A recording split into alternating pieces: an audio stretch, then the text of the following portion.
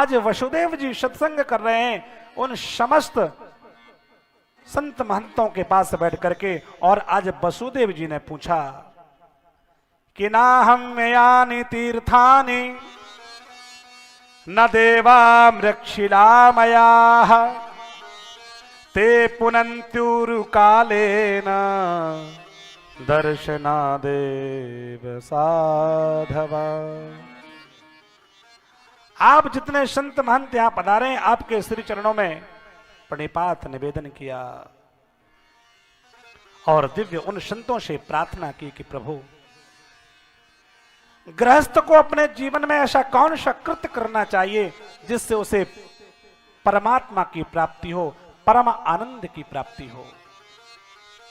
सभी संत वसुदेव जी की इस बात को सुनकर के मन ही मन मुस्कुराए कि जिनके यहां त्रैलोक्याधिपति स्वयं भगवान कृष्ण अवतार लेकर के आए हैं, वह भी इस बात को पूछ रहे हैं कि जीवन में ऐसा क्या करें जिससे परम शांति की प्राप्ति हो, परमात्मा की प्राप्ति हो। परमात्मा इनका बालक बनकर के इनकी गोद में खेल रहा है, इसके बाद भी पूछ रहे हैं। संत जब मुस्कुराए तो वसुदेव जी ने पूछा कि प्रभु, आप लोग मुस्कुरा क्यों रहे हो? तब संत महात्माओं ने उपदेश देते हुए कहा कि वसुदेव, जन्म लेते ही व्यक्ति के ऊपर 3 ऋण लग जाते हैं। कौन कौन से? बोले एक पितृ ऋण, और पितृ ऋण से उऋण होने के लिए बोले क्या करना चाहिए? बोले खुद को भी एक संतान उत्पत्ति करना चाहिए और उस संतान को अच्छे अच्छे संस्कार देना चाहिए। अच्छे संस्कार वाले पुत्र को जन्म देंगे, बढ़िया बढ़िया संस्कार देंगे तो आप पितृ से ऋण से उऋण हो जाएंगे।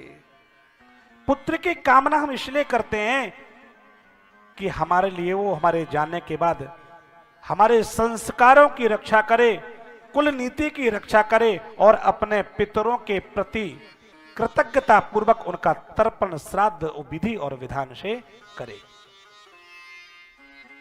कुल परंपरा का निर्वहन करे। इसलिए हम पुत्र की कामना करते हैं।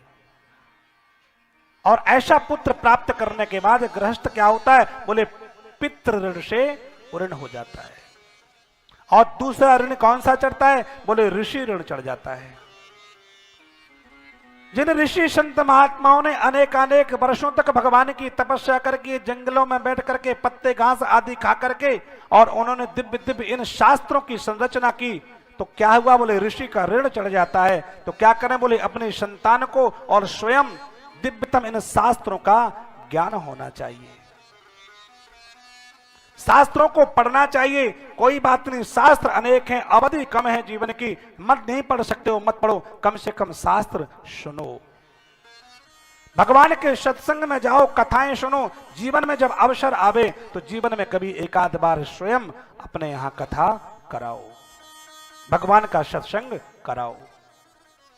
ये भी नहीं कर सकते हैं, कोई बात नहीं, जहां गुरुकुल आदि चलते हो, जहां ब्राह्मणों के बालक बटुक पढ़ाई करते हो, वहां जाइए और वहां जाकर के गुरुकुल में कुछ न कुछ विद्या का दान करिए, शास्त्रों का दान करिए। इससे क्या होगा? बोले कि जो ऋषि ऋण है उससे हम उऋण हो जाएंगे। और संतों ने बताया कि जो तीसरा ऋण है वह ऋण है देव ऋण। क्योंकि हम जब जीवन में बहुत परेशान हो जाते हैं तो हम किससे मांगते हैं? ठाकुर जी से मांगते हैं। हम किसी से उधार अगर लेते हैं तो हमें मैं ब्याज के उसको लौटाना पड़ता है। उसके देने पर हम अत्यंत प्रसन्न होते हैं और जीवन भर उसका हम जो है एहसान मानते हैं।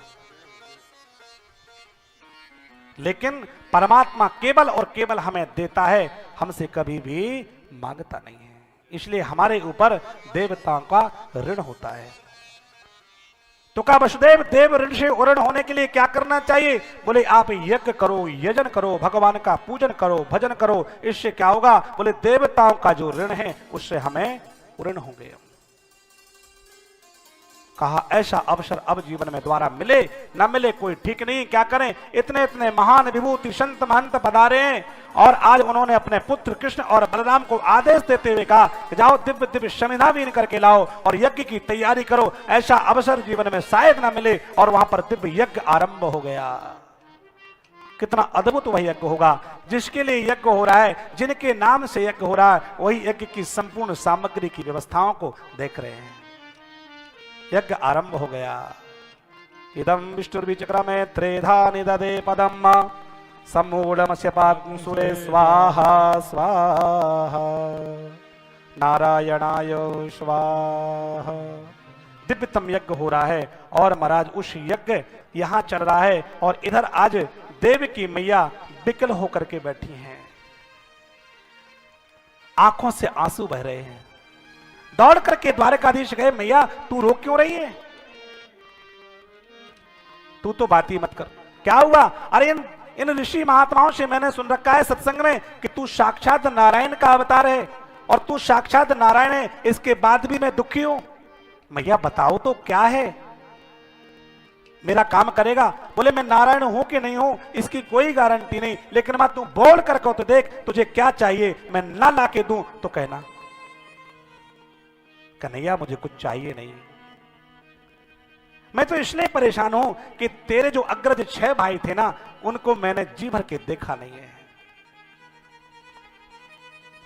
क्योंकि तेरा जो मामा दुष्ट कंस था ना, उनको मेरे बिना देखे उनको उसने मार दिया। मेरा मन, मेरा हृदय कह रहा है कि एक बार अगर मैं उन 6 बालकों को एक बार निहार लेती, वात्सल्य प्रेम कर लेती, अपना स्तनपान करा देती, तो मेरा जो है मन शांत हो जाता।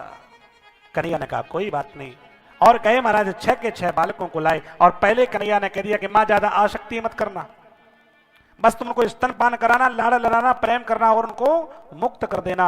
और 6 ही अपने अग्रज भाइयों को लाए और मां की गोद में रख दिया। और मृत अपने पुत्रों को जी भर के जो मां ने देखा भी नहीं था देवकी ने, आज उन 6 बालकों को जब देखा, प्रेम उमड़ आया, वात्सल्य उमड़ आया और 6 बालकों को खूब उन्होंने लाड़ लड़ाया, प्रेम किया, स्तनपान कराया और अधिक जब स्नेह पास में बंधने लगी, कन्हैया ने चिताया मां बस इतनी बात थी मेरी और तेरी, बस अब इनको छोड़ो, बंधन से मुक्त करो। और उन 6 बालकों को पुनः अपने स्थान पर ठाकुर जी ने भेज दिया। कि मंगलमय लीलाएं हैं।